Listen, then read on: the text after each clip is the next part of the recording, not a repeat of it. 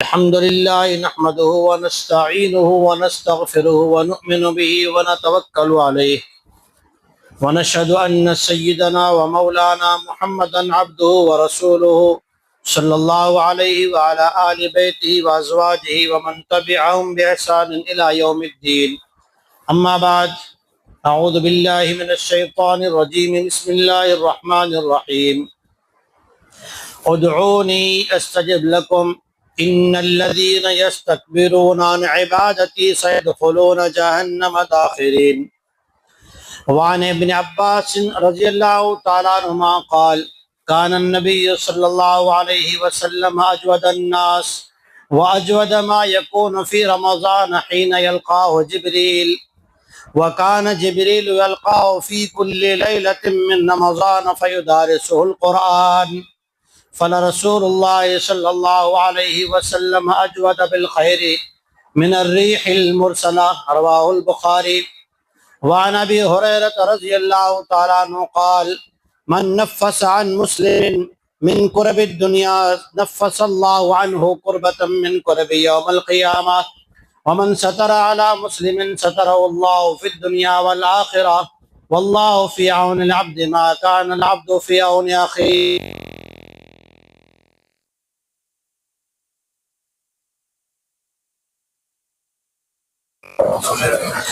اللهم صل على محمد وعلى آل محمد كما صليت على إبراهيم وعلى آل إبراهيم إنك حميد مجيد. معزز علماء کرام، رہبران قوم و ملت، نوجوان دوستو، عزیزو، امت کی ہمدردی رکھنے والے دوستو، اللہ تبارک و تعالیٰ نے ہمیں جو رمضان نصیب فرمایا ہے، اس رمضان سے ہم گزر رہے ہیں اور رمضان بڑی تیزی سے ہمارے پاس سے گزر رہا ہے. آپ جانتے ہیں کہ سرور کون و مکان تاجدار مدینہ خاتم الرسول محمد مصطفیٰ صلی اللہ علیہ وسلم اس رمضان کو پانے کے لیے، اس کو حاصل کرنے کے لیے 2 مہینے پہلے سے دعا کرتے تھے. کتنے مہینے پہلے سے ہم نے دعا کی تھی؟ کچھ الحمدللہ کچھ ساتھیوں نے دعائیں شروع کر دی تھی شعبان سے. تابعین کے بارے میں لکھا ہے 6 مہینے پہلے دعا کرتے تھے، اے اللہ ہمیں رمضان نصیب فرما دے، اور رمضان کو ایسا وصول کرتے تھے، ایک گھڑی بھی غفلت میں نہیں گزارتے تھے. اور رمضان پورا ہو جانے کے بعد، رمضان 27 کو 28 سے 3 صفحے، وہ تابعین جنہوں نے صحابہ کا دیدار کیا، محمد مصطفیٰ کے غلاموں کی جنہوں نے صحبت اختیار کی. الحمدللہ ہمارے امام ابو حنیفہ رحمۃ اللہ علیہ بھی تابعی ہیں، کئی صحابہ سے ملاقات ثابت. تابعین 6 مہینے پہلے دعا کرتے تھے، اے اللہ رمضان نصیب فرما. جب رمضان پورا وصول کر لیتے، رمضان کے پورا ہونے کے 6 مہینے بعد تک دعا کرتے رہتے تھے، اے اللہ جو کچھ ہم نے رمضان میں کیا تھا نا، اس کو قبول بھی فرما لے. پہلے پانے کی دعا، پھر اس کو وصول ہو گیا، اللہ کے وہاں مقبول ہو کے ہمارے لیے قیامت میں ذخیرہ بن جائے، اس کی دعا. آج ہم اس سے غافل ہیں. یہ رحمت کا عشرہ آج ختم ہو رہا ہے. ہمیں اپنے آپ سے پوچھنا ہے کہ سرور کائنات تاجدار مدینہ خاتم الرسول محمد مصطفیٰ صلی اللہ علیہ وسلم تو رمضان کے مہینے میں رات دن عبادت میں مشغول ہوں، استغفار میں مشغول ہوں، اللہ کی حمد و ثنا میں مشغول ہوں، رات بھر سونے کو چھوڑ کر امت کے لیے دعاؤں میں مشغول ہوں. کیا ہمارے دعاؤں کا حال بڑا؟ اللہ کی رحمت تو بے شک وسیع ہے، اللہ کی رحمت تو وسیع ہے، لیکن کوئی مانگے تو. باپ کے پاس خزانہ تو بہت ہے، لیکن بیٹا مانگے ہی نہ. بیٹا ضد کرے، بیٹا آکڑ بتائے، سخی باپ بھی بیٹے کو نہیں دے گا کہ اکڑ بتا رہا ہے.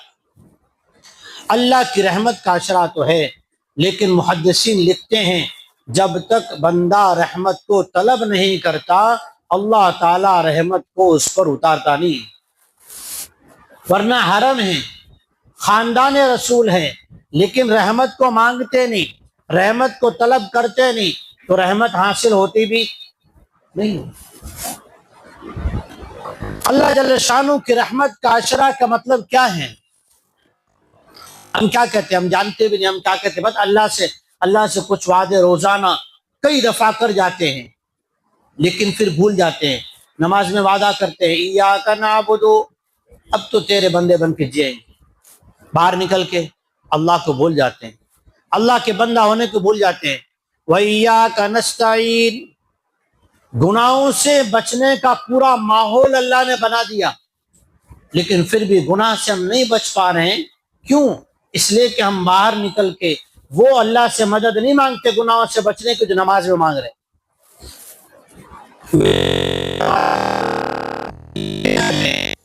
وَنَخْلَعُ وَنَتْرُكُ مَن يَفْجُرُكَ، اور کرنا وَنَخْلَعُ وَنَتْرُكُ مَن يَفْجُرُكَ، اے اللہ جو لوگ تیرے نافرمان ہیں، گنہگار ہیں، غلط راستے پہ ہیں، گمراہی میں ہیں، گناہ کبیرہ کے مرتکب ہیں، ان کا ساتھ اختیار نہیں کریں گے، ان کے ساتھ نہیں دوستی کریں گے، ان کے ساتھ بیٹھیں گے اٹھیں گے نہیں، بیٹھتے اٹھتے ہیں کہ نہیں بیٹھتے، چھوڑتے ہیں دوستیاں گنہگاروں کی، چھوڑتے ہیں گناہوں کے راستے، چھوڑے جا رہے ہیں ہم سے۔ رمضان میں غیبتیں، رمضان میں سنتوں چھوڑنے کی عادت چھوٹ رہی ہے ہم سے نہیں، تو ہمیں رمضان سے کیا حاصل؟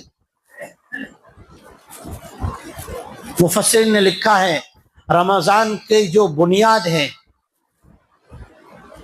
کتب علیکم الصیام کما کتب علی الذین من قبلکم لعلکم تتقون، کہ دل میں اللہ کا ڈر اور تقوی پیدا ہو۔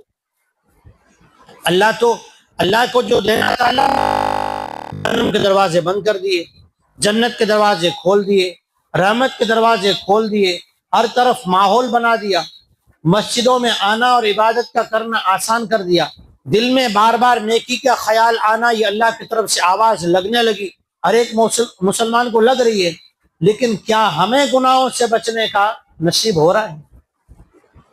کیا ہمیں 2 گھڑی 5 منٹ بیٹھ کر اللہ کے سامنے آنسو بہانا نصیب ہو رہا ہے؟ کیا ہمارے دلوں میں 10 روزے ہونے والے ہیں، کیا دلوں میں نرمی پیدا ہوئی؟ کیا دلوں پر اس قرآن نے، اس تہجد نے، اس نماز نے، اس تلاوت نے، اس ذکر نے ہمارے دل پر اثر کیا؟ نہیں کیا۔ اگر نہیں کیا تو اس کا بھی آسان سا راستہ ہے۔ قال اللہ تبارک و تعالی ادعونی استجب لکم، اللہ جل شانہ سارے بندوں سے، سارے انسانوں سے خطاب کر کے کہہ رہا ہے، میرے بندے ہو، چوک ہو گئی، خطا ہو گئی، بھول ہو گئی تو ہو گئی، لیکن میں تو رب العالمین و ارحم الراحمین ہوں۔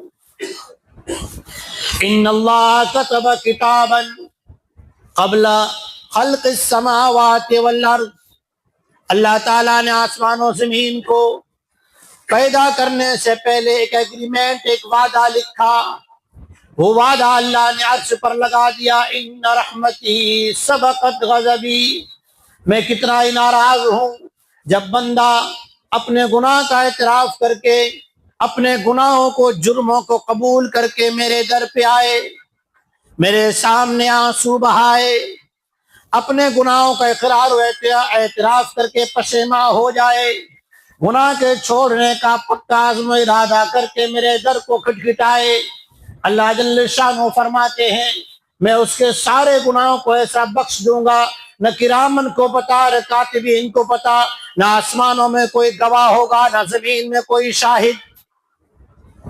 اگر آج تک نہیں ہوا نا، توبہ کا دروازہ کھلا ہوا ہے، دروازہ نہیں، رمضان ہے، دروازے کھلے ہوئے ہیں۔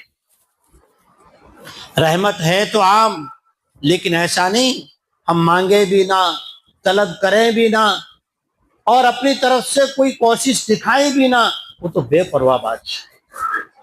ہماری عبادت سے اس کو کیا لینا؟ اس کی تو کائنات میں، ارے یہ تو رمضان کا ایسا مہینہ، اللہ تعالیٰ بعض راتوں میں عرش کے فرشتوں سے کہہ دیتا ہے عرش کو چھوڑو، جاؤ جا کے میرے بندے جو افطار میں سحر میں دعا کر رہے ہیں ان کی دعاؤں پہ آمین کہو۔ ہم نے اپنی قدر نہیں جانی، ہم سحر کر رہے ہیں، روزہ رکھ رہے ہیں، فرشتہ ہمارے ساتھ لگا ہوا ہے، ہم افطار کر رہے ہیں، افطار کی دعا پڑھ رہے ہیں، اس وقت استغفار کرنے کی ضرورت ہے۔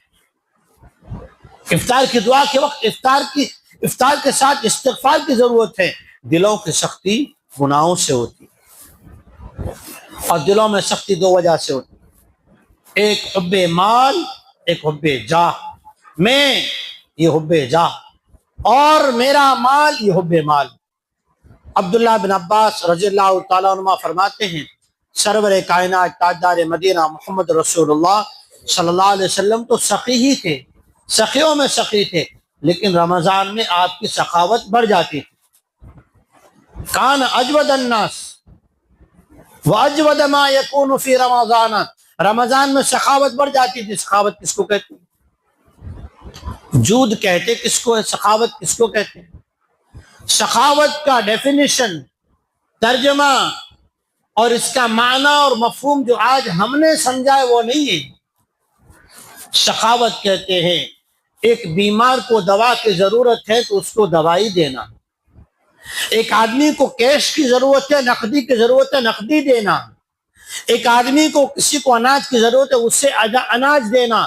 جس مخلوق کو جس چیز کی ضرورت ہے اس کی ضرورت، اس کی بقدر ضرورت پوری کرنا، اسے سخاوت کہتے ہیں۔ میں اپنی مرضی سے کسی کو کچھ دے دوں اس کا نام سخاوت نہیں ہے۔ سخاوت کا معنی یہ ہے، ہم نے تو عجیب معنی کر رکھے ہیں۔ عید الفطر کا مسئلہ جو سن رکھا ہے تو بس ہمیشہ گیہوں ہی چل رہے ہیں۔ اللہ سے نعمت تو بڑی چاہتے ہیں کہ کیا آ جائے، 7 سیٹ والی مرسیڈیز آ جائے، ہیلی پیڈ بن جائے، ہیلی کاپٹر اتر جائے، لیکن اللہ کے نام پہ دے رہے گیہوں۔ اللہ نے دے رکھا ہے کروڑوں کا مالک بنا کر۔ یہ سخاوت نہیں ہے، یہ شکران نعمت بھی نہیں ہے۔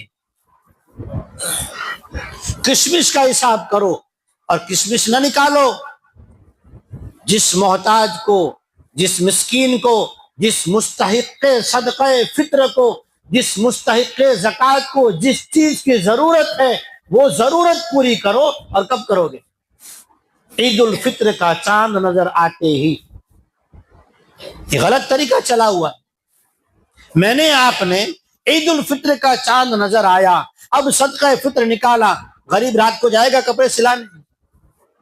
جس مسکین کو آپ نے دیا وہ کیا رات میں خریدی کرنے جائے گا گھر کی چیزیں؟ کیا وہ بچوں کے لیے جا کے وہاں سے بازار سے کچھ لائے گا رات میں؟ اب صبح میں صدقہ فطر دے رہے ہیں، کیا کوئی غریب کیا کر سکے گا؟ رمضان چل رہا ہے، صدقہ فطر نکالیے۔ اگر اللہ سے بہتر چاہتے ہیں تو بہتر نکالیے، ابھی دیجیے۔ اس دینے سے اس غریب کا کام بنے گا، وہ مسکین جو ہے نا وہ اپنی ضروریات کی چیزیں خرید سکے گا، وہ مسکین اپنی عید آپ کے ساتھ کندھے سے کندھا ملا کے ادا کر سکے گا۔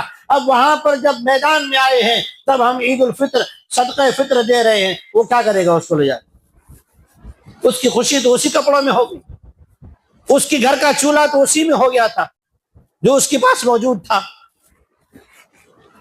کان اجود من رمضان، اور حضور علیہ الصلوۃ والسلام کی تعریف کرتے ہوئے عبداللہ بن عباس رضی اللہ تعالیٰ عنہ عجیب جملہ ارشاد فرماتے ہیں کہ جبریل ہر رات میں حضور سے ملاقات کرتے تھے، ہر رات میں ملاقات کرتے تھے۔ سید الملائکہ سید الانبیاء سے ملاقات کر رہا ہے، سید الملائکہ سید الانبیاء کو قرآن سناتا ہے اور سنتا ہے۔ اور اس ملاقات کا نتیجہ اور فائدہ کیا؟ ہم بھی قرآن سنتے ہیں روزانہ، یہ سنت زندہ ہو رہی ہے، اس کے ذریعے سے ہمارے دن کیا آنا چاہیے؟